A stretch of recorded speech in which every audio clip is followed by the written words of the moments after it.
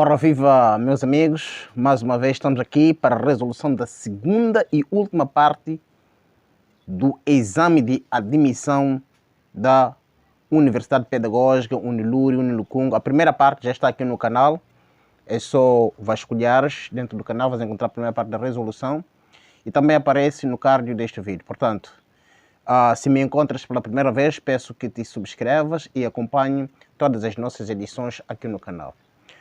Ok, a segunda parte começa exatamente do número 15. Número 15 diz o seguinte. Blaise Pascal replicou o barômetro de Torcel usando o vinho tinto Bordeaux de densidade 984 kg por metro cúbico como o líquido de trabalho. Veja a figura. Temos aqui a figura, não é? Na qual o Blaise Pascal usou a seguinte experiência. Qual era a altura aproximada em metros da coluna de vinho para a pressão atmosférica normal? Muito bem. Simples. Isso aqui eu vou só procurar um papel. Ok. Pretende-se a pressão, né? Qual era a altura aproximada Qual é a altura aproximada em metros da coluna de vinho para a pressão atmosférica? Muito simples. Portanto, nós vamos buscar a relação da pressão exercida por um fluido num determinado ponto. A pressão é dada pela seguinte expressão. A pressão é igual à densidade do líquido vezes a aceleração de gravidade vezes a altura, ok? Essa é a expressão da pressão exercida por um líquido num determinado ponto. E nós queremos a altura, portanto nós vamos isolar a partir desta relação. Então esses dois fatores vão passar para o outro membro, e passando para o outro membro certamente vão dividir. Então teremos aqui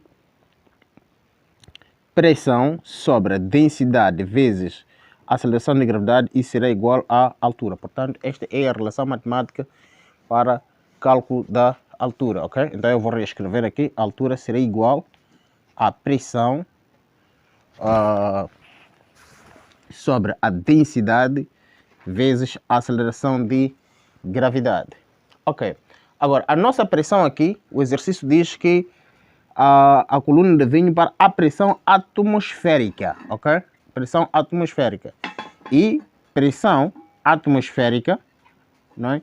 É igual, né? Esse é um valor conhecido, a 1,01 vezes 10 elevado a 5 Pascal. Ok? Então, este é o valor da pressão atmosférica. Portanto, nós vamos ver substituir aqui. A altura será igual pressão, conhecemos 1,01 vezes 10 elevado a 5 Pascal, sobre o valor da densidade, temos aqui o valor da densidade, 984 kg por metro cúbico. 984 kg por metros cúbicos, vezes o valor da aceleração de gravidade, que nós podemos usar aqui 10 metros por segundo, ok? Então, a altura será igual, vamos trabalhar esse valor, aqui temos potência 5, não é? Então, multiplicado 10 elevado a 5 é o mesmo que dizer 100 mil, não é? 10 elevado a 5 é 100 mil, ok?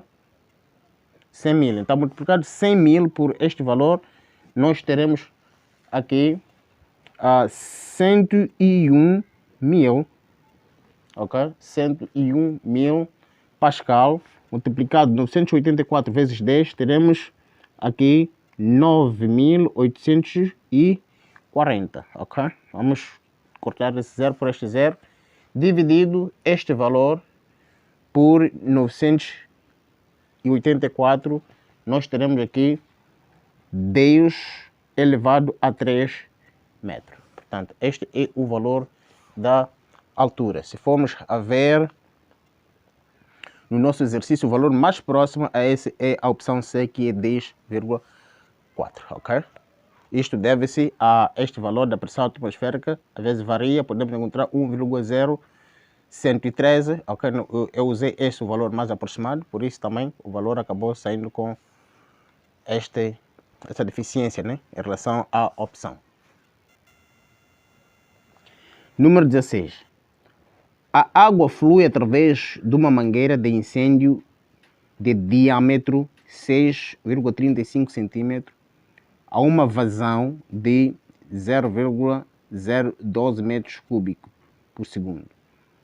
A mangueira de incêndio termina num bocal de diâmetro interno de 2,2 cm.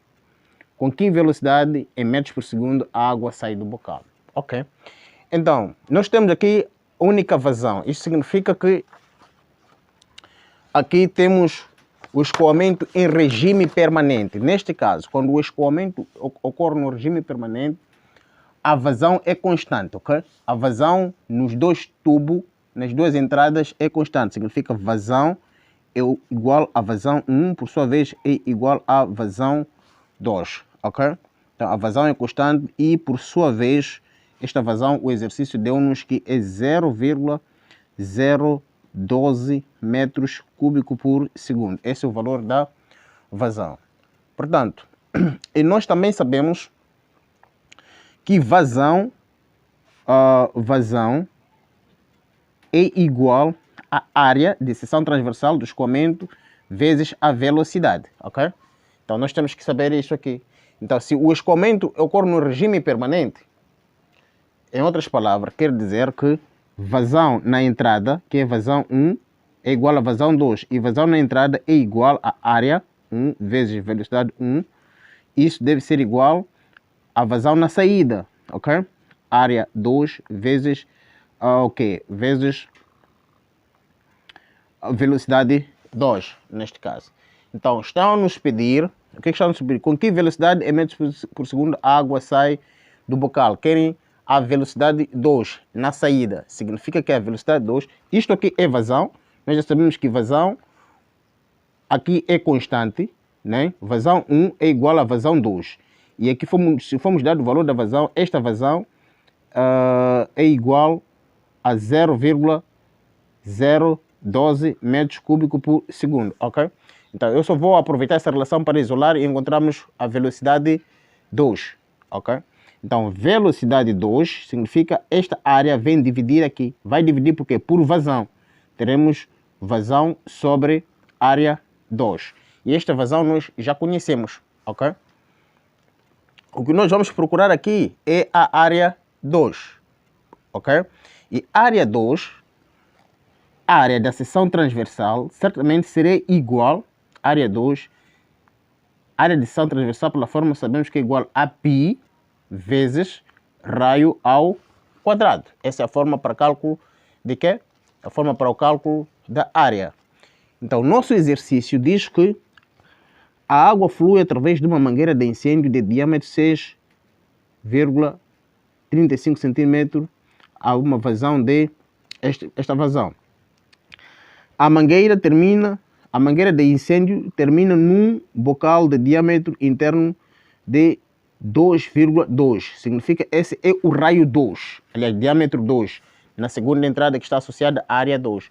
Então, se eu quero o raio, eu sei que raio é igual a diâmetro dividido por 2. É a metade do diâmetro, ok?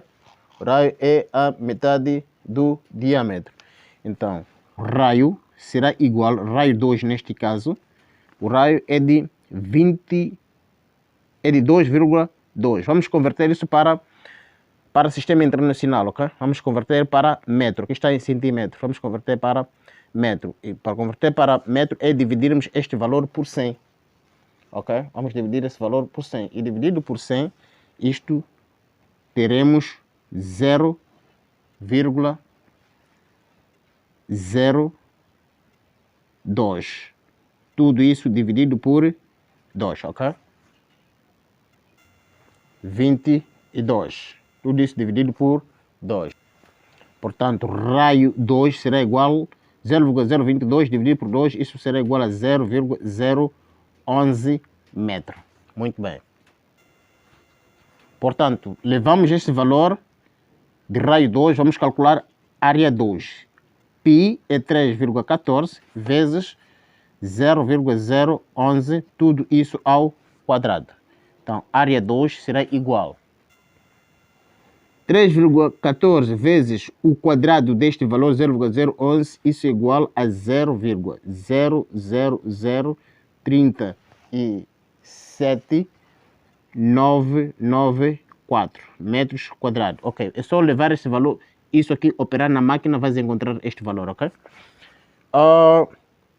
Já conhecemos o valor da área, então velocidade, vamos aqui voltar para calcular a nossa velocidade. Velocidade 2, neste caso será igual a vazão, que já conhecemos, é constante, 0,012 metros cúbico por segundo, dividido por área 2. Área 2, acabamos de encontrar aqui esse valor, 0,00037,994 metros quadrados. Cúbico quadrado, teremos apenas metro, ok? Então, este valor dividido por este valor, teremos aqui, velocidade 2 será igual, isso coloquei na máquina, o valor saiu 31,58 metros por segundo. Portanto, este é o valor da velocidade 2. E o nosso exercício temos o quê? Temos aqui opção D, 31,6, certamente arredondado a uma casa decimal, ok? Prontos. Número 17.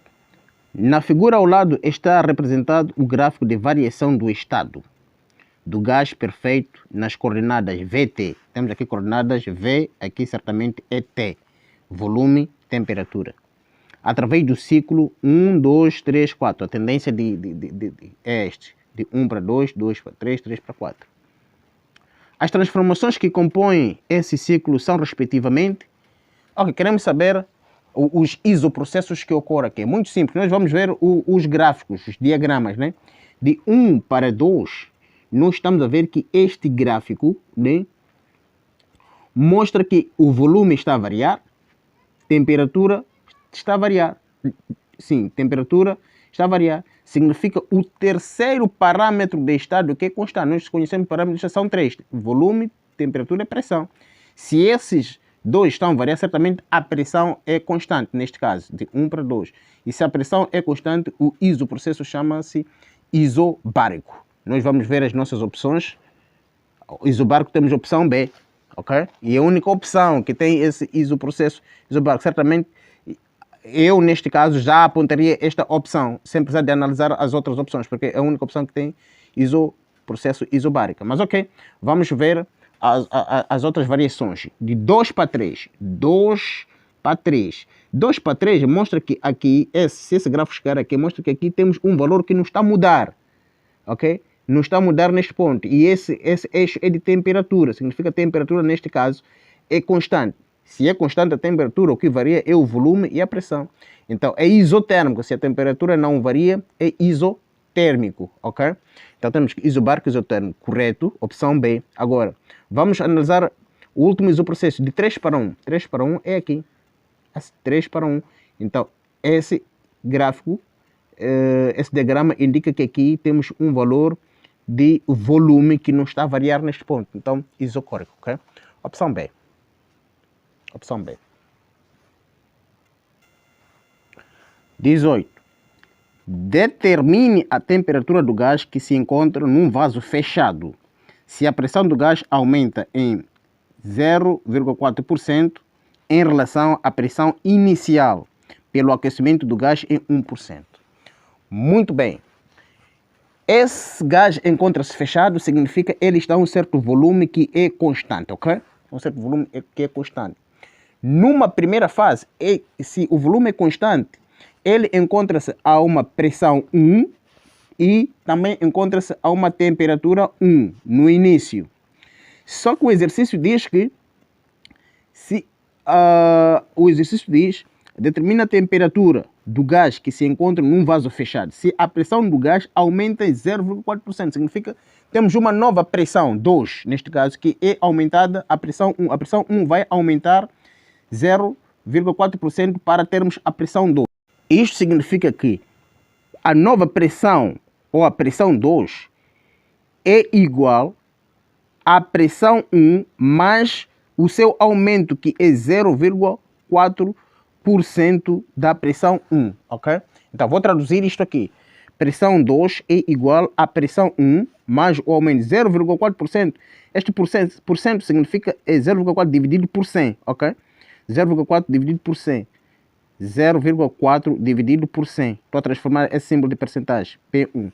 Então, pressão 2 é igual a P1 mais isso dividido 0,4 dividido por 100 é 0,004 pressão 1. A pressão 2 é isto aqui.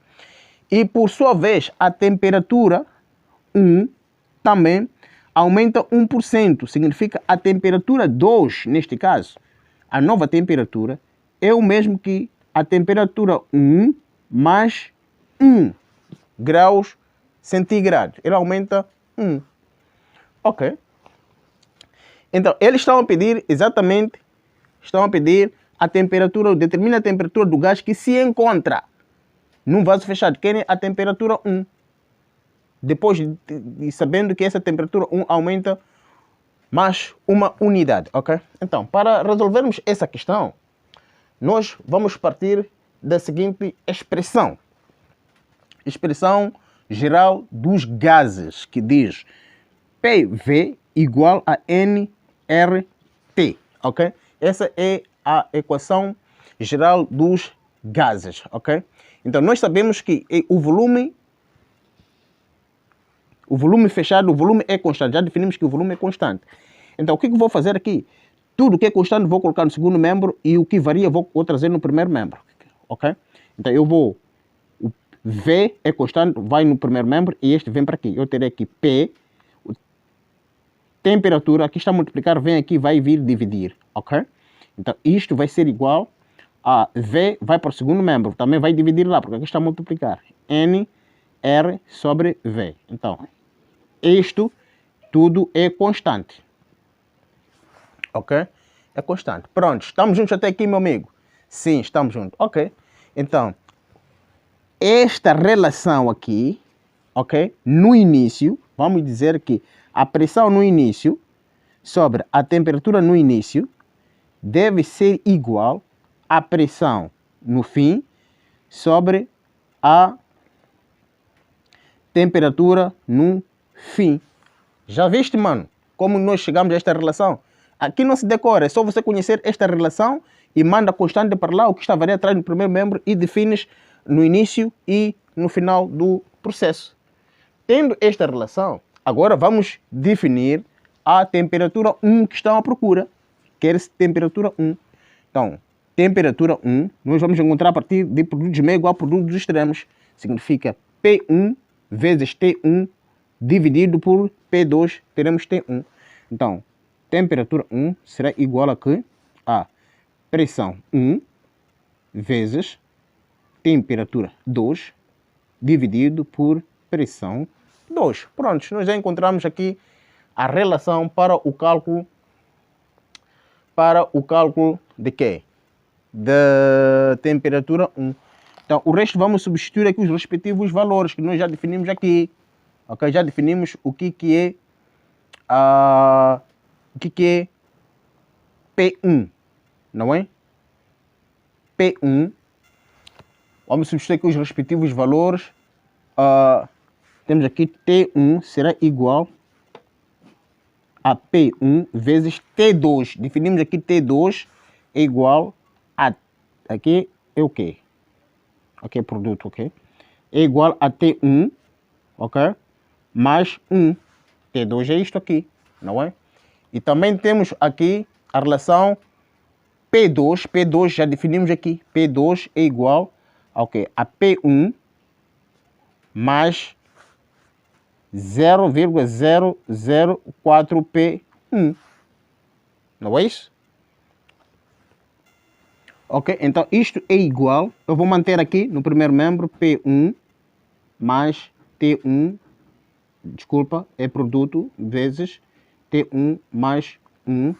Aqui no denominador vou somar P1, agrupar termos semelhantes, né? A variável aqui é P1. P1 mais 0,004P1. Então aqui temos 1P1 mais este aqui teremos 1,004P1. Ok?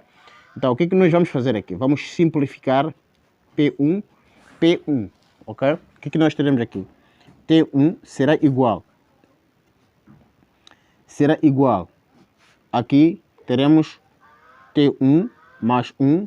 No denominador teremos apenas 1,004. Ok? Pronto, aqui já temos uma equação simples. O que nós vamos fazer?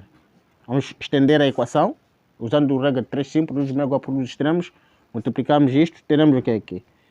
T1 vezes 0,004, teremos 1,004 T1, este produto deve ser igual a este produto, T1 mais 1, ok?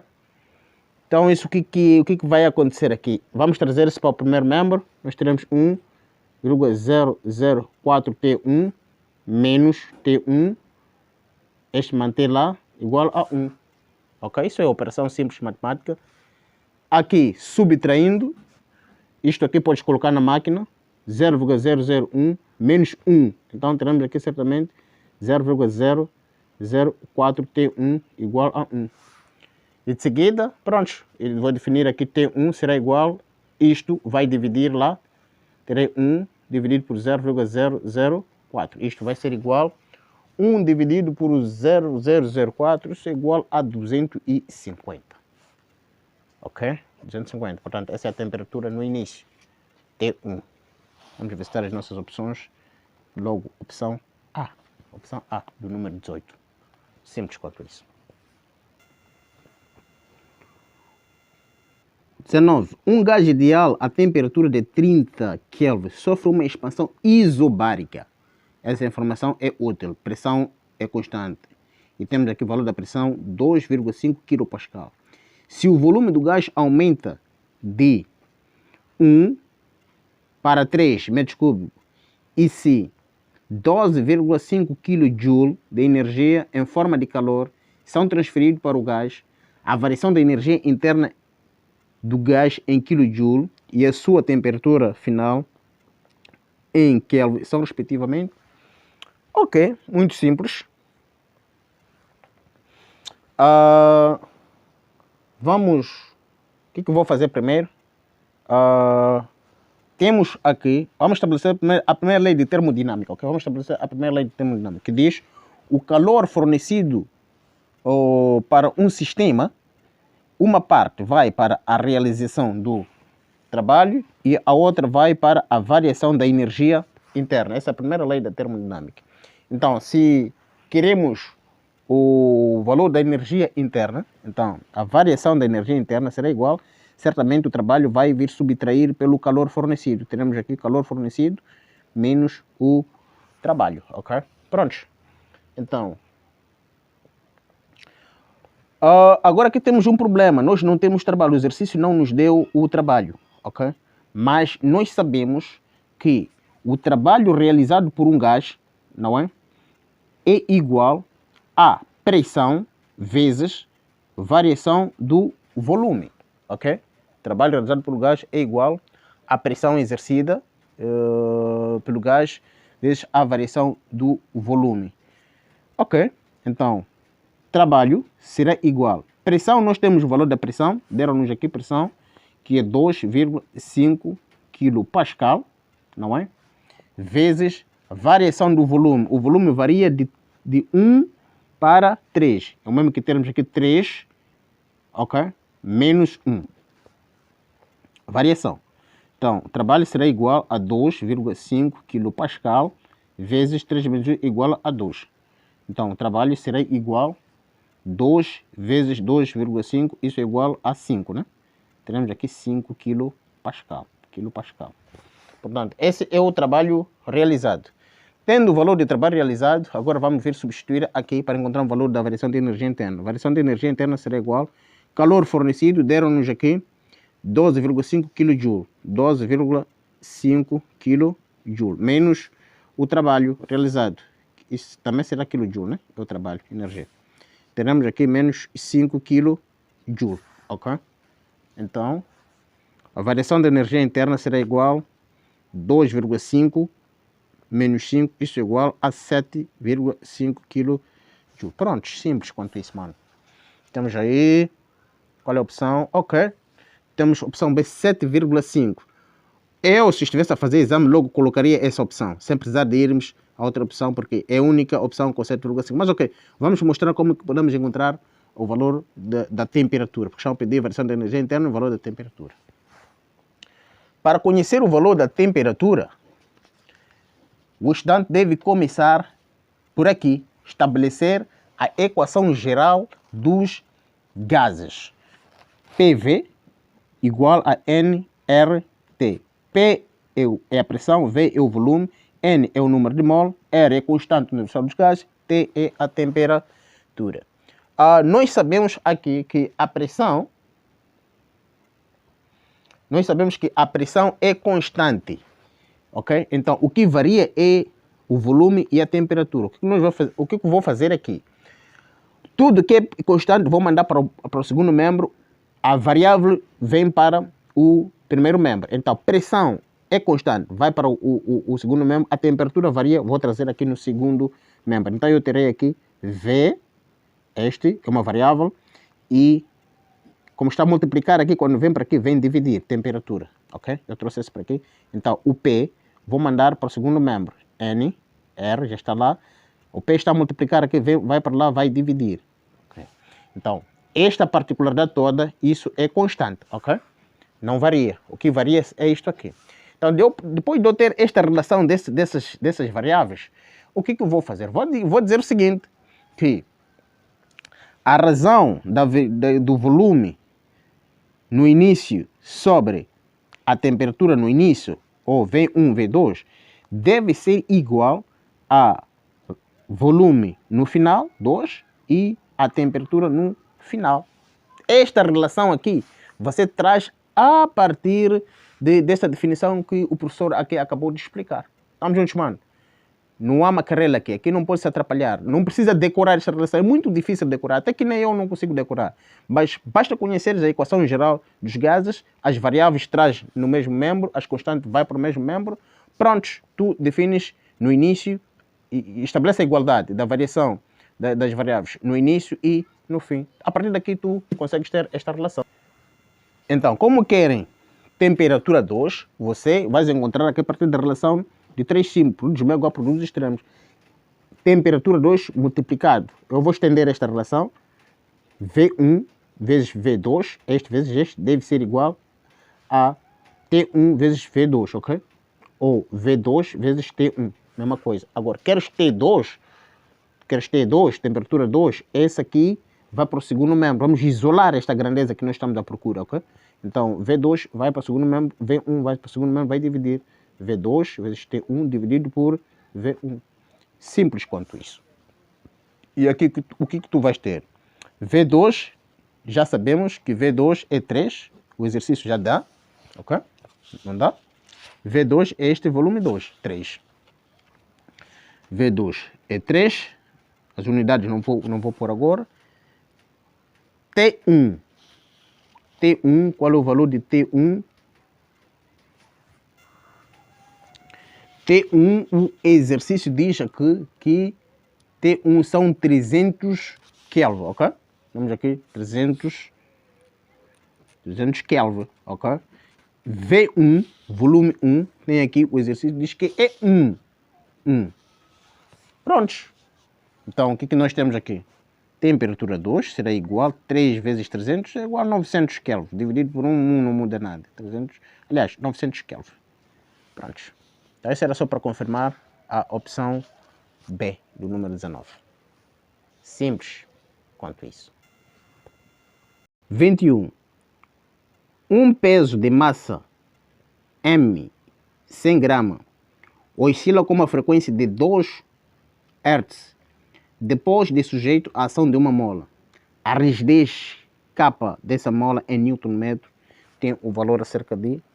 Ok, nós temos aqui uma relação de massa e constante elástica. Isso nos leva logo para calcularmos o valor de constante elástica à equação de Thomson.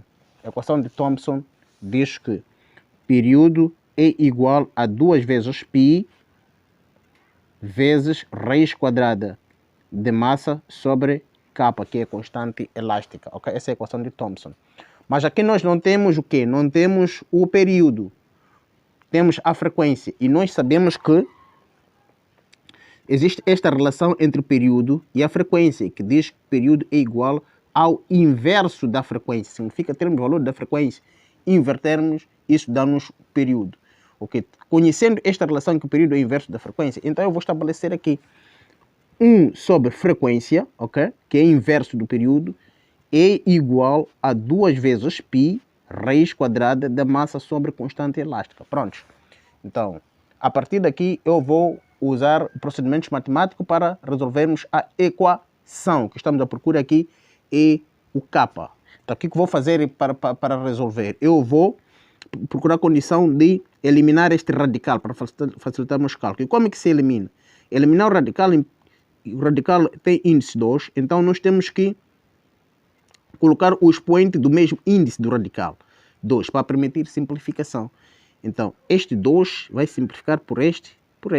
Mas este 2 também deve... Este 2 estará para isto.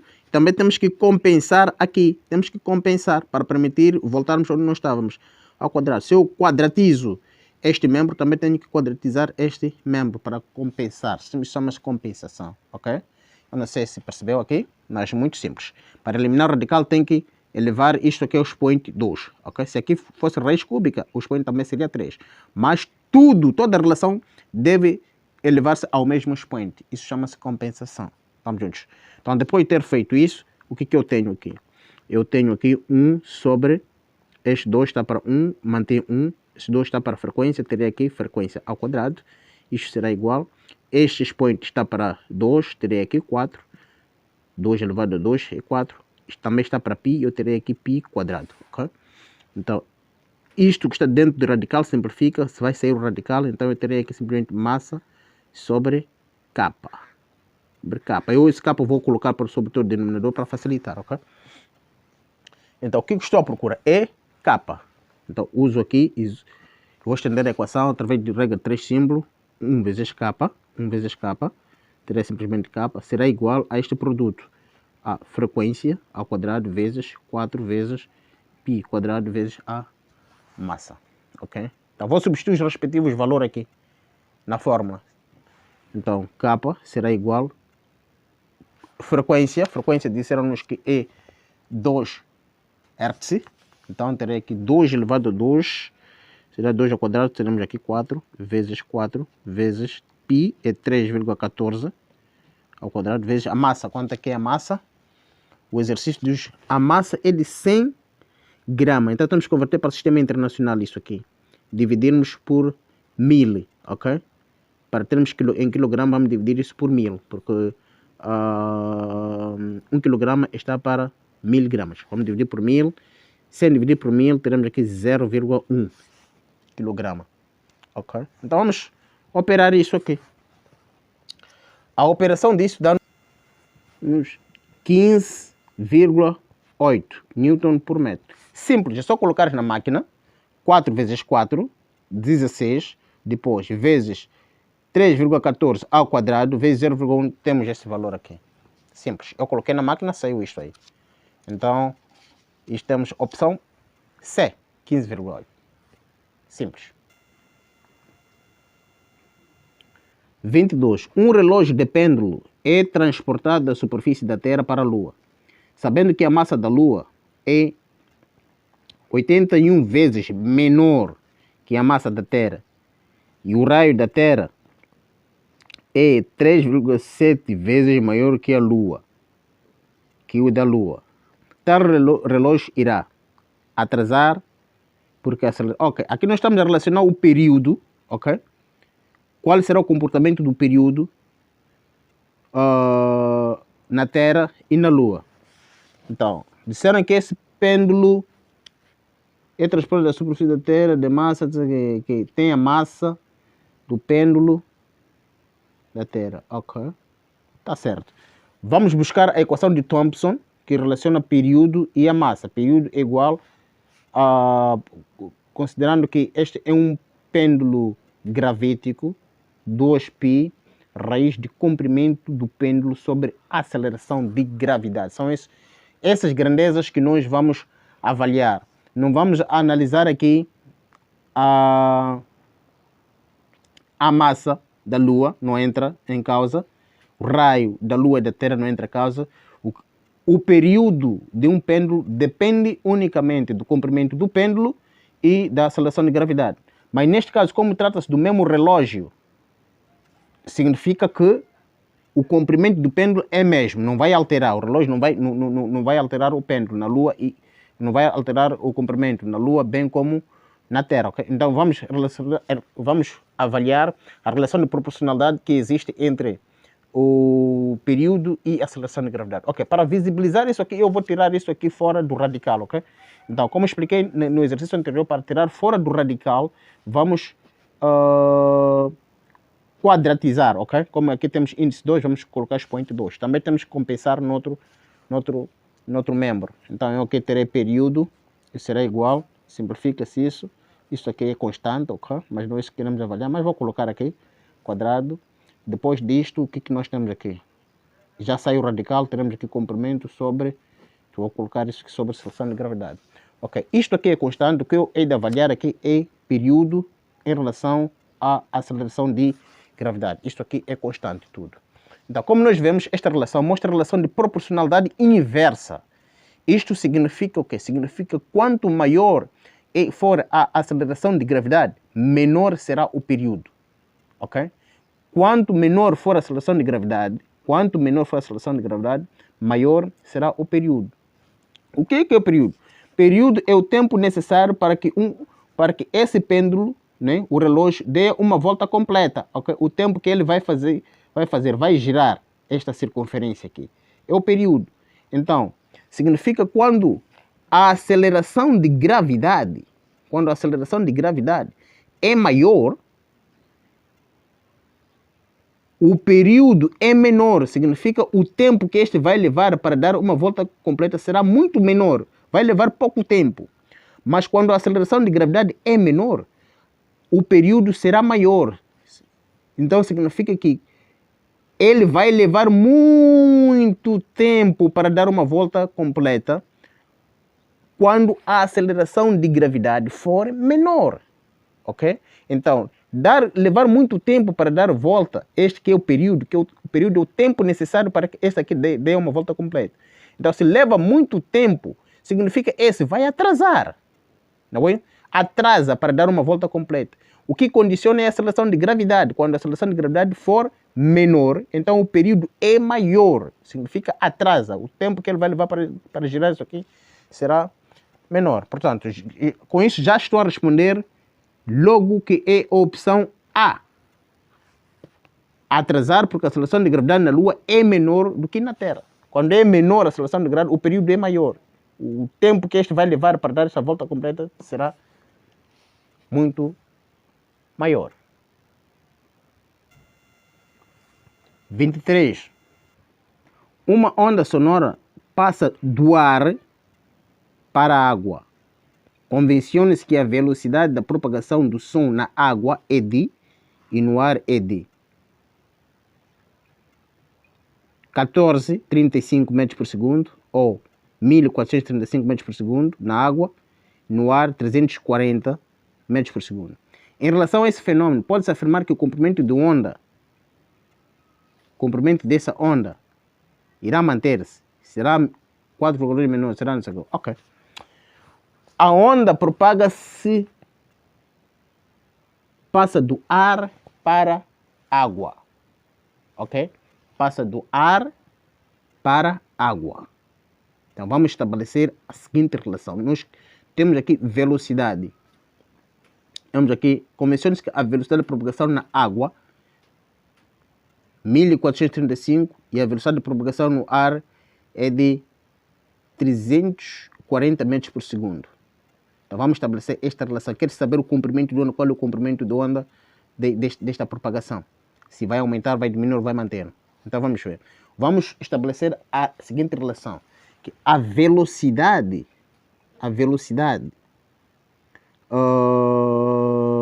de onda na água sobre a velocidade de onda no ar deve ser igual ao comprimento de onda na água sobre o comprimento de onda no ar. Certo?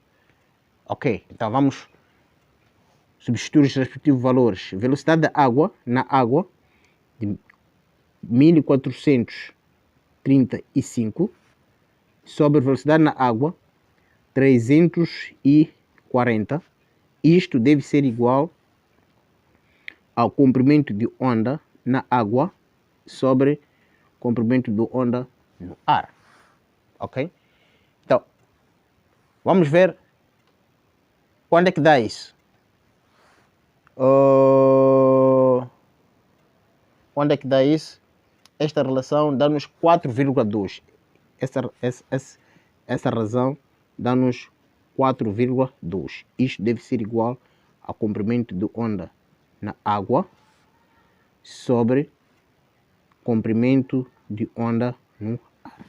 Então vamos estender esta equação. Vamos estender. O que eu vou ter aqui? Comprimento de onda na água será igual a este vezes este, temos aqui 4,2 vezes comprimento de onda no ar. Então significa que para termos este valor do comprimento de onda da água, temos que ter 4,2 vezes o comprimento de onda no ar. Ok? Significa que para termos esse valor precisamos mais 4,2 vezes do comprimento de onda no ar. Então é isso. Vamos ver o que estão a dizer aqui. Em relação a esse fenômeno, pode-se afirmar que o comprimento dessa onda condiciona-se que a velocidade de propagação do som na água é de... Então, uma onda sonora passa do ar para a água. Do ar para a água. Então, quer-se comprimento de onda da água. Pronto. Comprimento de onda da água é igual a 4,2 vezes comprimento de onda do ar. Então, será maior. Opção D. 4 vezes comprimento de onda no ar. Simples. 24. A diferença de potencial entre dois pontos que se encontram na mesma linha de força a uma distância de 3 cm do outro é de 120 volts. Tratando-se de um campo elétrico uniforme, o seu módulo em volts por metro vale? Ok. Isso é muito simples, é uma fórmula direta. Nós temos, vamos partir de que relação? Da relação de que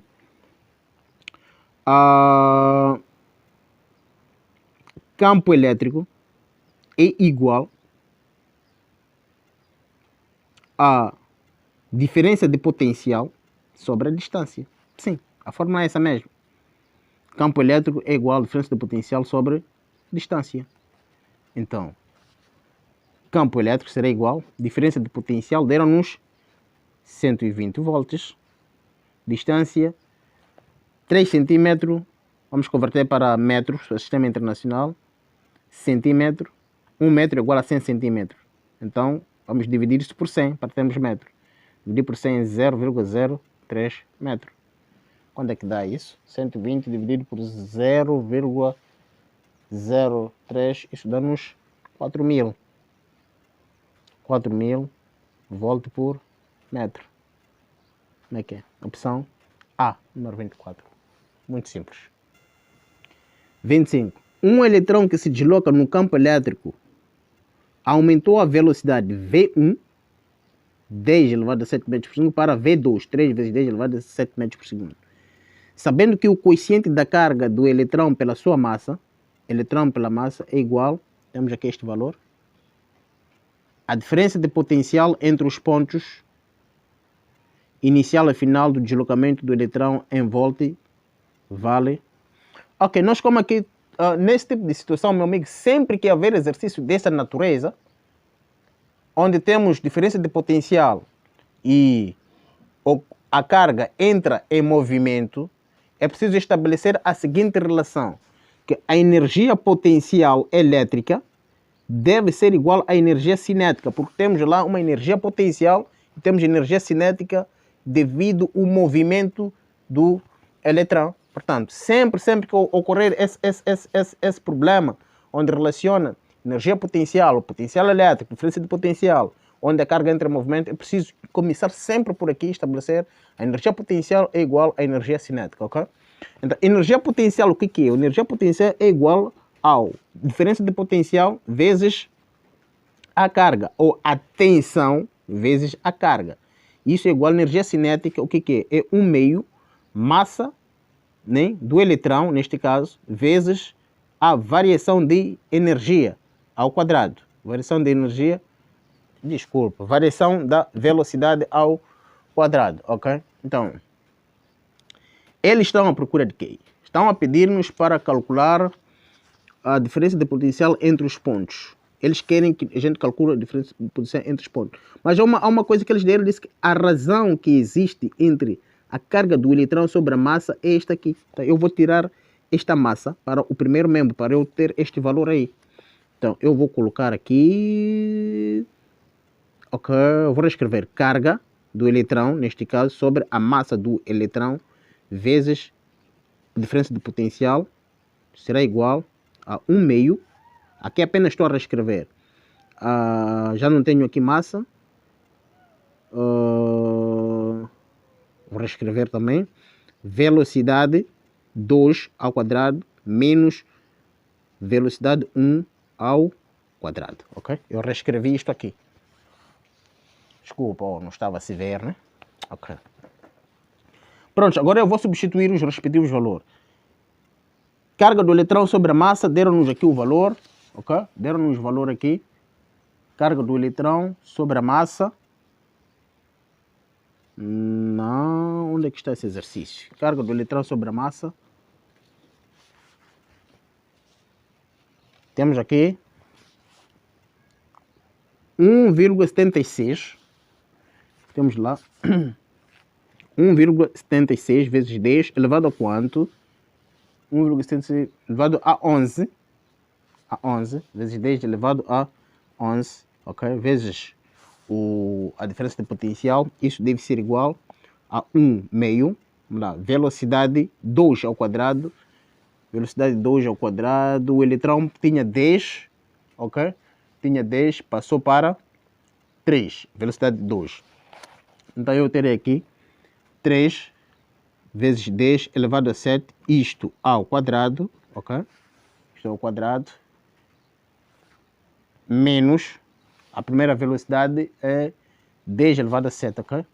10 elevado a 7, isto ao quadrado. Eu estou a substituir aqui.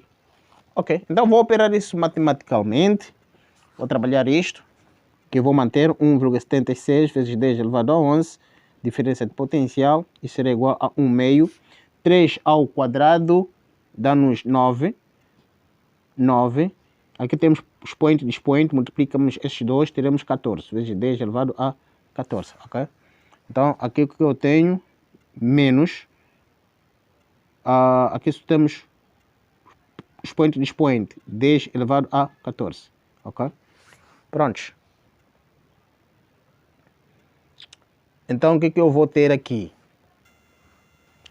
O que eu vou ter aqui? Aqui dentro temos 9 menos 1 dá 8, ok? Dá 8, ok. Vou escrever isso aqui para não complicar aqui alguém. Mas tem passos que eu podia cortar, aqui manter. Aqui temos o quê? 8, não é?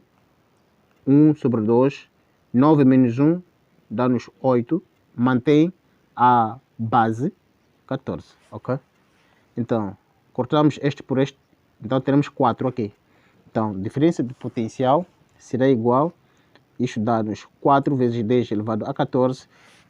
Este aqui, este coeficiente, vem dividir aqui. 1,76 vezes 10 elevado a 11. Ok? Então, o que vai dar? 4 dividido por 1,7. Isso dá 2,27. Coloca isso na máquina. Este vai para cima, fica com o sinal negativo. 14 menos 11, 10 elevado a 3 volts. Prontos. Temos aí 2,27 vezes 10 elevado a 7. Que número é esse? 2,27. 2,27 arredondado é 2,3. 2,3 vezes 10 elevado a 3. Opção A, número 25. 26.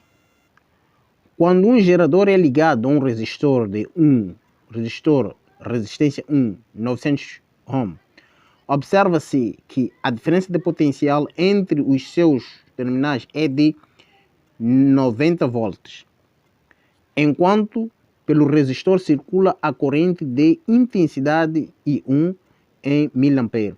Substituindo o resistor por outro R2 100 ohm, a intensidade da corrente altera para I2 500 mA e a tensão nos terminais dos geradores passa para 50 volts. Nesse contexto, a força eletromotriz do gerador em volt e a sua resistência interna em ohm vale respectivamente. Ok, nós temos basicamente esta situação. Eu tentei aqui extrair dados e tentar ilustrar um pouco o que está a acontecer aqui. Esses são os dados. Resistência 1, diferença de potencial, não sei o que é. Então, nós temos mais ou menos esta situação, onde temos uma força eletromotriz que gera a corrente, ok? E temos aqui a resistência. Numa primeira situação, ok?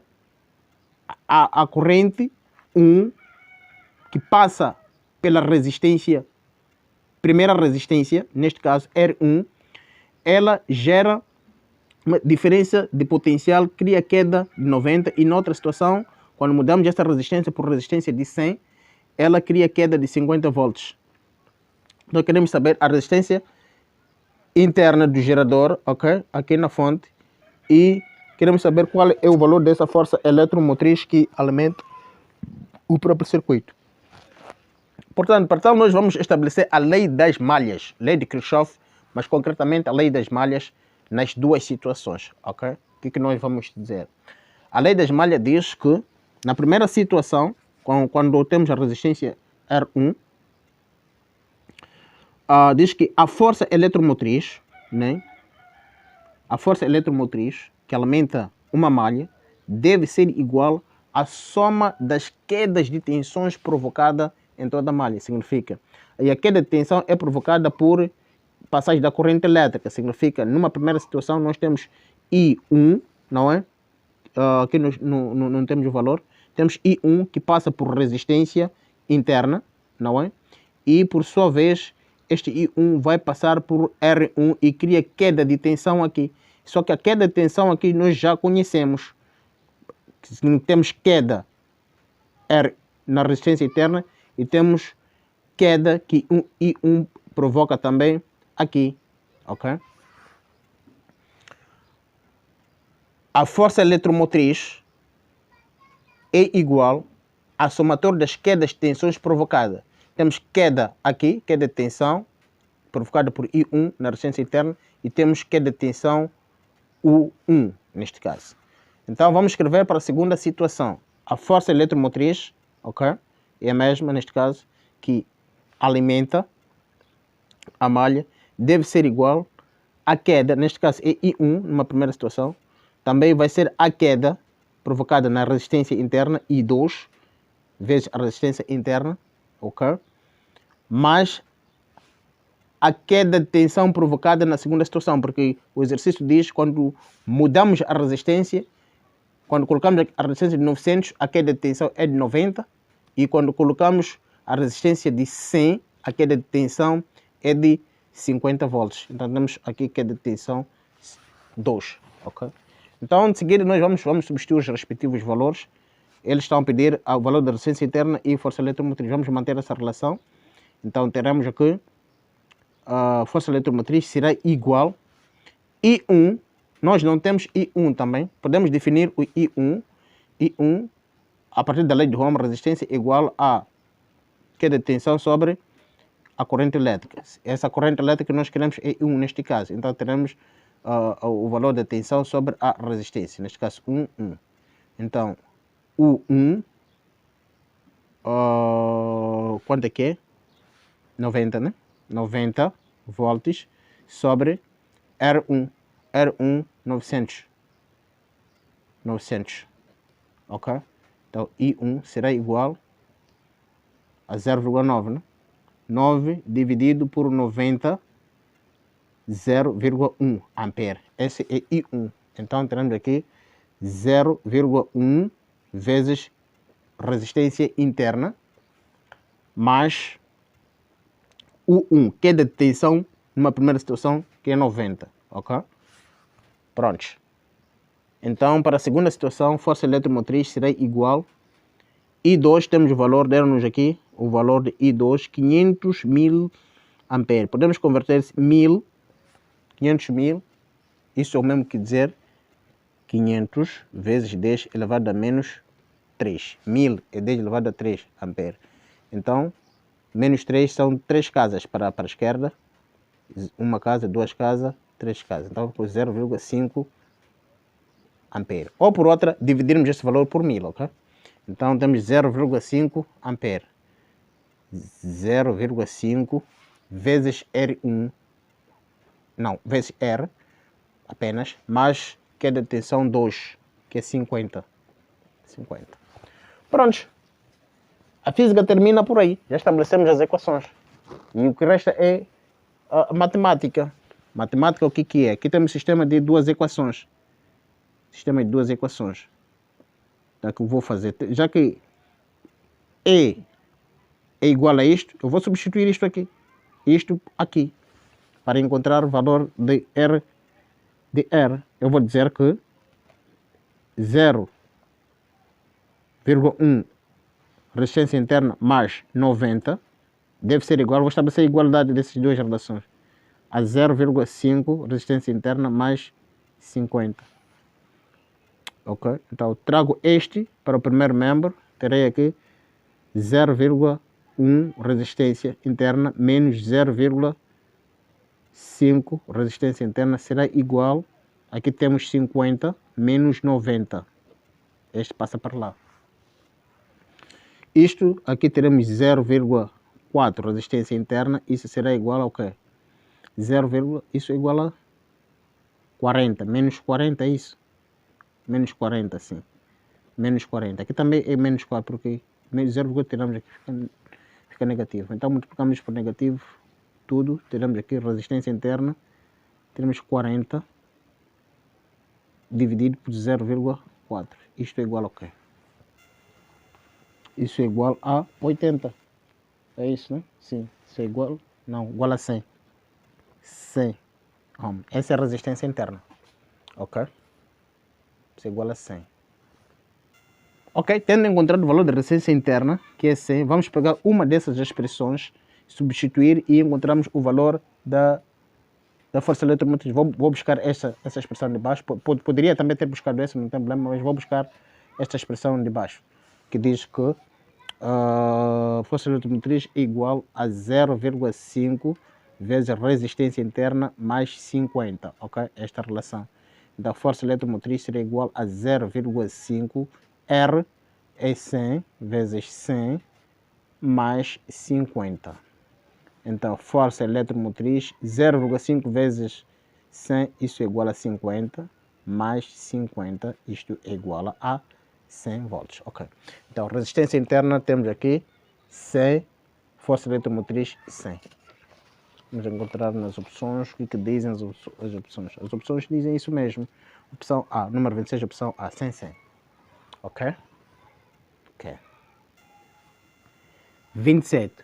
Um eletrão é acelerado a partir de repouso por uma diferença de potencial de 350 volts. Ao penetrar um campo magnético uniforme de 200 mil teslas, de intensidade, a sua velocidade é perpendicular ao campo. Sabendo que carga do eletrão, temos aqui massa do eletrão, a velocidade escalar do eletrão é metros por segundo, o raio da sua trajetória é milímetro, valem respectivamente, quer a velocidade e o raio. Ok. Temos aqui um eletrão é acelerado a partir de repouso por uma DDP. Ok. Eu disse sempre que haver DDP, o estudante deve lembrar-se da energia interna, aliás, energia potencial relacionada com a energia cinética, porque diz que está a ser acelerado, certamente que ele tem uma certa velocidade, ok? Então, vamos estabelecer a seguinte relação. Eles querem o valor da velocidade. Então, a energia cinética é igual à energia potencial. Lembre-se sempre disso, sempre que o exercício relacionar o movimento de uma partícula com a energia potencial. Então, energia cinética, nós sabemos que é 1 meio massa vezes a velocidade ao quadrado. Isso deve ser igual à diferença de potencial vezes a carga do eletrão, que é a energia potencial. Então, eles querem o valor da velocidade. Então, a velocidade, vamos definir a velocidade a partir daqui mesmo. Mandamos esta particularidade, essas constantes para o segundo membro. O que nós vamos ter aqui? Velocidade ao quadrado será igual, aqui vai multiplicar 2. Esse vem aqui, vai inverter no segundo membro, né? Multiplica e dividido por massa, ok? Então, velocidade será igual a raiz quadrada 2 vezes a diferença de potencial vezes a carga sobre o valor da massa, ok? Então vamos substituir isto, respectivos valores. Temos aqui 2 vezes a potencial, temos aqui potencial elétrico 350 vezes carga do eletrão, temos aqui o valor 1,6 vezes 10 elevado a menos 19 sobre a massa do eletrão 9,11 vezes 10 elevado a menos 31 kg. Então, velocidade será igual. Vamos operar isso. Isso é só colocar na máquina, ok? Multiplicar 2 vezes 350 vezes 1,6 dividido, o valor dividido por 9,11, teremos aqui 122,9. 31 passa para cima, ok? Passa para cima, subtraindo com 31 passando para cima fica positivo. Teremos 19 menos 31, isso dá 12, ok? Então, a velocidade será igual a raiz quadrada de 122,9, raiz quadrada de 122,9, isso dá-nos 11, aqui temos aqui na máquina 0,8, 12, simplificar aqui para sair para fora, vezes 10 elevado a 6. Então, esse é o nosso valor, ok, da velocidade em metros por segundo. Mas como o nosso exercício, vamos lá ver velocidade. Temos aqui, não temos 11, mas temos aqui 1,3. Então significa, vamos trasladar essa vírgula para aqui. Teremos velocidade 1,1. S8 arredondado passa para 1 vezes 10. Como trasladamos a vírgula, uma casa, então teremos aqui 7 metros por segundo. Esse é o valor da velocidade. Oh, desculpa, está aí. Ok? Metros por segundo. Este é o valor da velocidade. Então, já temos o valor da velocidade. O exercício também pede para calcular o valor do raio. Significa que a carga entra dentro do campo magnético e ele realiza um movimento circular uniforme. Então, lá temos uma força magnética e também temos força centrípeta. Nós vamos estabelecer essas duas relações. Vamos dizer que a força magnética, ok, sobre o eletrão, vamos estabelecer essas duas relações. Vamos dizer que a força magnética sobre o eletrão deve ser igual à força centrípeta. ok? E a força magnética, nós sabemos que é igual ao campo magnético vezes o valor da carga, vezes a velocidade, vezes cosseno do ângulo, mas o ângulo é perpendicular, então cosseno é 1, não precisamos escrever. Deve ser igual à força centrípeta, que é igual a massa vezes velocidade ao quadrado sobre o raio, ok? Então nós queremos o raio, então só vamos usar a regra de 3 símbolos. Raio será igual, ok? Isto tudo vem dividir aqui a massa vezes velocidade ao quadrado dividido sobre isto tudo, campo magnético vezes a carga do eletrão vezes a velocidade, ok? Então, esta velocidade simplifica com uma velocidade aqui. O que nós vamos ter nesta relação? Nós teremos aqui massa vezes a velocidade. Aqui no denominador já não temos velocidade, apenas campo magnético vezes a carga do eletrão, ok? Então, substituindo isso, nós sabemos que a massa, o exercício já nos dá lá, é 9,11 vezes 10 elevado a 31, 9,11 vezes 10 elevado a menos 31, velocidade é essa que acabamos de calcular aqui, vezes 1,11 vezes 10 elevado a 7, sobre campo magnético. Campo magnético quanto é que é? O campo magnético é,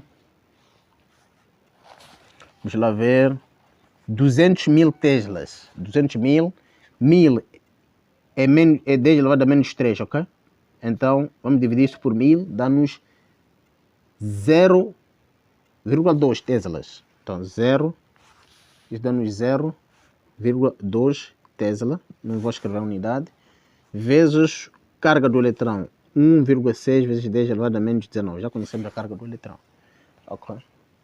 Então, operando isto, 9,11 vezes 1,11, isso dá-nos o quê? Coloco isso na máquina, dá-me 10,102, ok? 10,102 sobre, aqui no denominador, operando isso, 0,32. Aqui quanto é que dá? Trabalhando isto, 7, menos 24, né? 10 elevado a menos 24. Aqui no denominador, 10 elevado a menos 19. Ok? Então, o raio será igual, dividido isto por isto, os números que estás a ver, 10,102 sobre 0,32, dá-nos aí 31,6. Ok? 31,6 vezes 10, 19 passa para lá, fica positivo, menos 24 mais 19 dá 10 elevado a menos 5. Ok? Então, o nosso exercício não está escrito em forma de potência. Eles pedem para reescrever isso na forma de número significativo. Então, escrevendo na forma de número significativo, nós teremos aqui 0, ok, 316, ok, milímetros. Estão a pedir em milímetro, ok? Prontos. O que diz as opções? Velocidade B. Temos aqui o valor da velocidade. Ok. Vamos lá. Velocidade, está certo. E sim. Ok, correto. Observa. O resultado confirma. Muito bem, vamos ao número a seguir. 28. A figura abaixo mostra um magnete a ser movido na vizinhança de um solenoide, ligado a um galvanômetro. Temos aqui uma figura que não está bem visível, mas aqui temos aqui esse solenoide. Aqui temos uma mão do homem a segurar o magnete, ok? O polo sul do magnete é o que está mais próximo do solenoide. E o galvanômetro indica uma corrente que flui no sentido horário no solenoide, quando vista de cima. Perante este fato, pode-se afirmar que a pessoa está mantendo em repouso o magnete, afastando, tirando o magnete, inserindo o magnete, inclinando o magnete. Ok. Eu tentei aqui fazer um pequeno esboço para trazer essa situação mais próxima.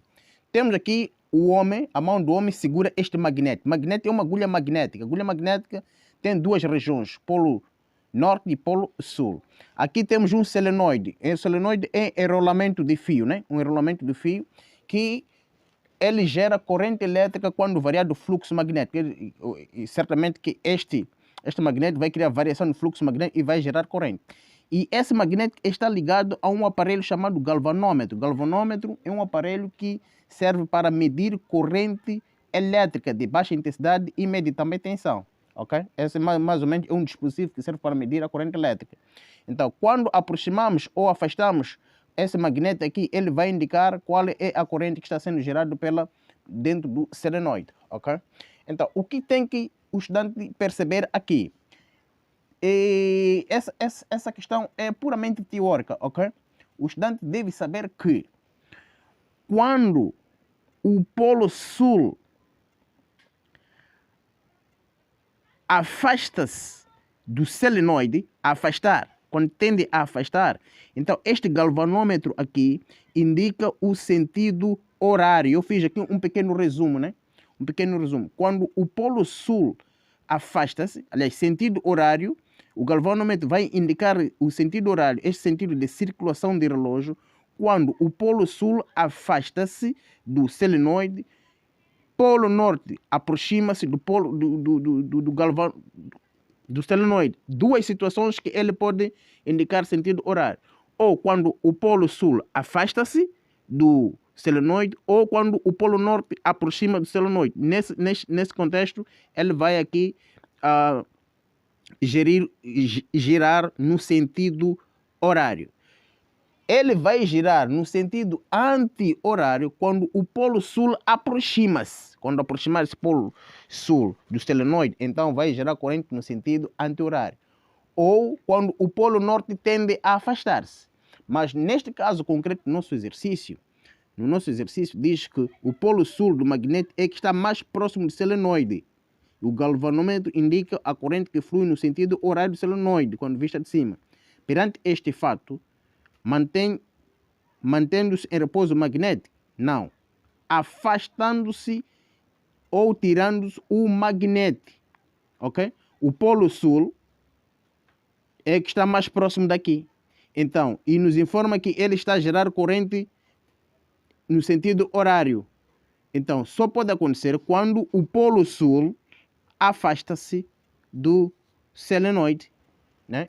Já que o polo sul é que está mais próximo, então se gera corrente no sentido horário, significa que o polo sul tende a afastar-se. Então a opção B, afasta-se ou tirando-se o magnético, significa este homem está a arrancar ou tirar o magnético, afastar o magnético do solenoide. Opção B. Ótica geométrica 29. Coloca-se um espelho côncavo voltado para uma estrela. A imagem da estrela será formada, ok. Voltada a uma estrela significa que essa imagem está muito longe. Podemos considerar no infinito. Essa imagem está no infinito. Uma estrela podemos considerar o Sol, por exemplo. Então, onde é que será formada a imagem nessa estrela côncavo? Para tal, vamos observar um pouco a teoria aqui no livro. Ok, vamos acompanhar, ok? Quando um objeto é colocado muito afastado do espelho côncavo, como por exemplo o Sol, os raios luminosos vindo do objeto incidem paralelamente ao eixo principal e refletem-se cruzando-se no foco do espelho. Significa que o objeto vai ser encontrado a partir de cruzamento dos raios refletidos. E os raios refletidos cruzam-se no foco. Então temos aqui um exemplo. Construção da imagem. A imagem pode ser obtida através de dois raios paralelos. Ok? Temos aqui objeto no infinito. Raios paralelos. Lá onde há os raios paralelos nas estrelas, né? Objeto quando está no infinito, ok? Então temos estes raios refletem-se passando pelo foco. Característica da imagem. A imagem é real, pontual e fica localizada no foco. Pronto, já respondemos.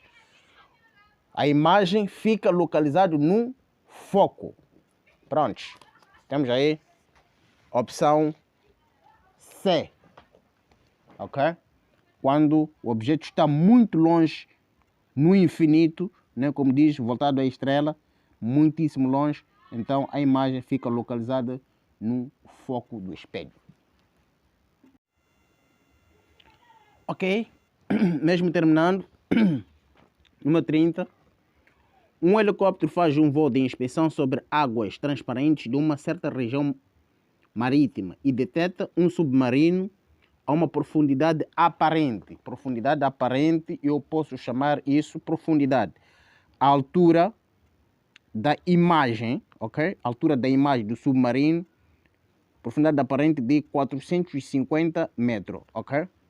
No momento em que seus centros estão unidos pelas mesmas vértices. O índice de refração absoluto da água, índice de refração da água é 1,5 e do ar, índice de refração do ar é de 1. A profundidade real em metros que o submarino se encontra é de... Ok, muito simples. Profundidade real, querem a altura real ou a distância real aonde se encontra o submarino em relação à distância da imagem. Pronto, então nós vamos estabelecer aqui a seguinte relação. A distância aparente ou altura da imagem sobre a altura do objeto ou distância real deve ser igual à razão do índice de refração da água. Aliás, deve ser igual ao índice de refração do ar sobre o índice de refração da água. Ok? Então, esta é a relação que tem que estabelecer. Então, nós vamos substituir os respectivos valores aqui. Então, temos aqui profundidade aparente, já sabemos que é 450 sobre a profundidade real, deve ser igual. Índice de refração do ar, temos aqui 1, sobre índice de refração da água, 1,5. 1,5, ok? Então, estamos à procura de quê? Da profundidade real. O que nós vamos ter aqui? Então, teremos aqui profundidade real será igual a 450 vezes 1,5. Desculpa, não está visível, ok? Agora já está. A profundidade real será igual, quanto é que dá isso? Isto dá 675 metros. Prontos. A linha A. Ok, terminamos assim o nosso exercício, a nossa resolução do exame, segunda parte. Meu amigo, não fique indiferente. Se ajudei em parte, se gostou, peço que partilhe o canal para mais amigos nos encontrar. Peço também que se subscreva se não fizeste isto. E enfim, boa preparação para os seus próximos exames. Sucesso!